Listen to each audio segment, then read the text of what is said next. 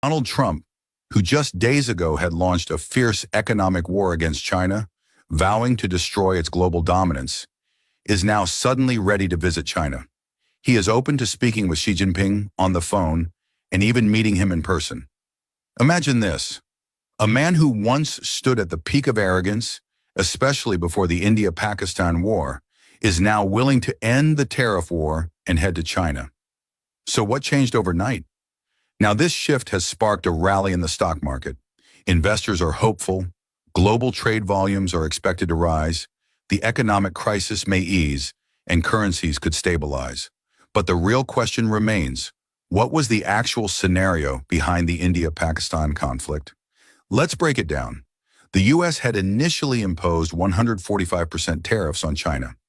Now those have been drastically reduced to just 30%.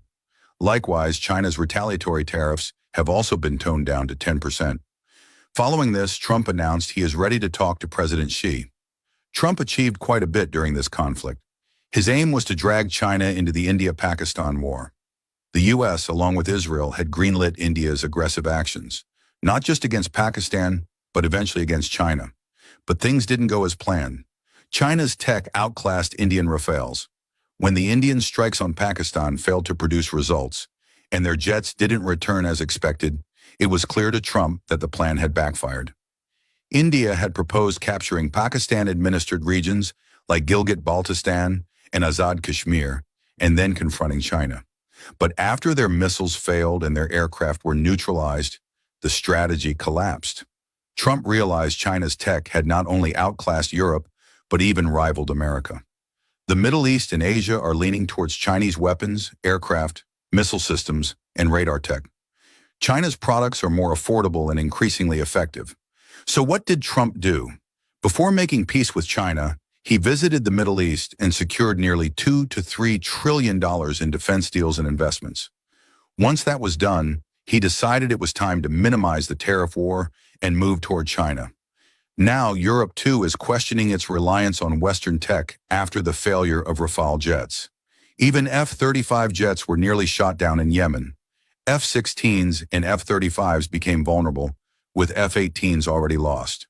Meanwhile, China's J-10C, PL-15 missiles and radar systems are proving to be superior and far more affordable than American counterparts. Trump feared that if the U.S. didn't act fast, the entire world, including Middle Eastern nations, might start shifting to Chinese defense supplies. So he softened tariffs and is now asking Xi Jinping to officially invite him to China. This is the same Trump who once demanded that Xi beg for forgiveness. Now he is the one practically begging for a visit. China didn't bow, it endured. If Trump had such strength, why reduce tariffs from 145% to 30%? Trump's real message: let's work together, Xi. I'm ready to come on an official visit. The irony: this same man claims to be stabilizing the dollar, boosting the stock market, reducing inflation, and leading the global economy. But it was China that outclassed the West. When tariffs hurt U.S. industries, even Apple had to give up. They couldn't afford to produce iPhones without China. As soon as China provided Pakistan with its tech, Pakistan took down the Rafales.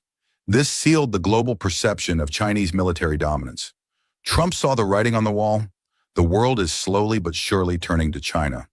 There are no bans on buying Chinese goods. Defense products like the J-10C are becoming the new global standard.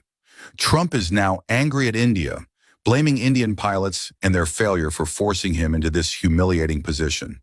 He even threatened to stop iPhone production in India, calling it the highest tariff country and accusing it of exploiting the global system. Meanwhile, Pakistan's Air Force made history. Using Chinese tech, they outclassed the West, Israel, and even U.S. war strategies. Trump once thought this war would last for generations, but now, overnight, the tables have turned and Trump is the one surrendering.